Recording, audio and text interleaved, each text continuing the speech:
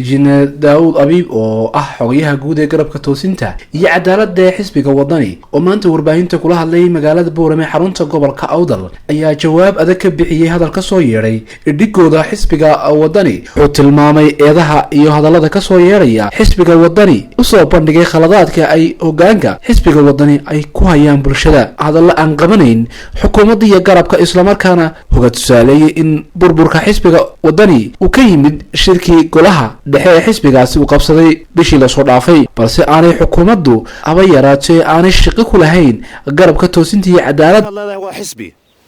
hawran waa xisbi haraagidhe waayo xisbigii iyo cududii iyo dadkii waxay raaceen garabka toosinta haddaba hadhaaga meesha ku hadhay wayligoodba way iska yaqaaneen xagashada waxa weeye waxaan leeyahay war awalba annaga wax nagu ahaydeen haddaad cidla noqoteen isku qanciyade hebel baa ka dambeeyo cibaadada ka dambeeyay cali baa ka dambeeyay waa astaamineed ku yaqaanaa waxaad leeyahay haddaad halada joojin weydaan si qawan baa loo wada hadlay xisbigu markuu burburay maanta ma ahaydeen xisbigu wuxuu burburay maalintii uu gacantiisa isku burburiyay ee nustambeedku burburiyay ayuu xisbigu burburay xisbigu wax maanta iyo shalay iyo raadiyo intii ka dambeysay oo burburay ma ahayna maalin taariikh la ahaydo maalintaasna waxay maalintii hudheelka maxay tahay ambassador maxay hayto dhibtu ka dhacday baahayd gudo iyo dibadba maalinta xisbigu burburay ee uu laba kala noqday ee waaxilo soo jabtay xaggan wixii saxda ah xagga arkayna xaggan soo dhaqaaqeen wixii hadhaaga ahaana ay ku hadheen xagga ayaa burburay laakiin maanta mid cid lagu eedayn karo ma waa u doqoniibo hadday yiraahdaan cid baa ka dambeysay cali baa ka dambeeyay waa u doqoniibo waxa weeye farsamo yaqaanka xumi marka shaqo loo diro qofkii shaqada u dirsada u yimaado wuxuu oran jiray tuulkayga xun oo tuulkiisu calaanan jiray waxaan leenahay cirro isagu hays canaanto nustambeedkiisa ha canaanto ayaan oranayna cirro waayo xisbigii la wada lahaa axmed muumin seed iyo cirro ay wada lahaayeen loo soo halgamay waxa baabiiyey oo dilay waa nustambeedkii cirro ayaa baabiiyey oo dilay garabka halkaa ku hadhay cirro keliya ku hadhay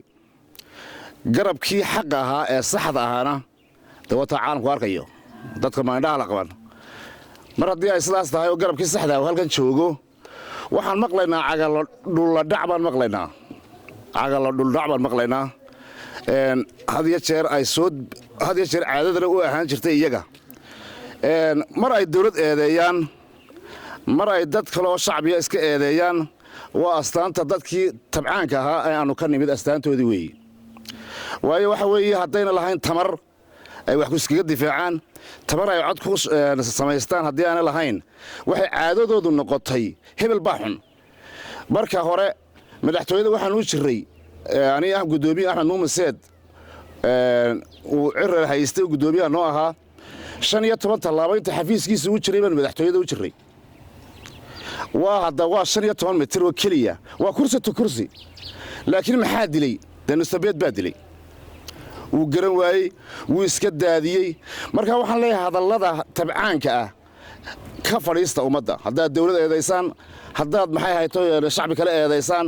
waa astaamihiin in laydinku yaqaaniyo tamar darraanta xisbigii wadani wuu ku daayey waa xasan faarax qamaan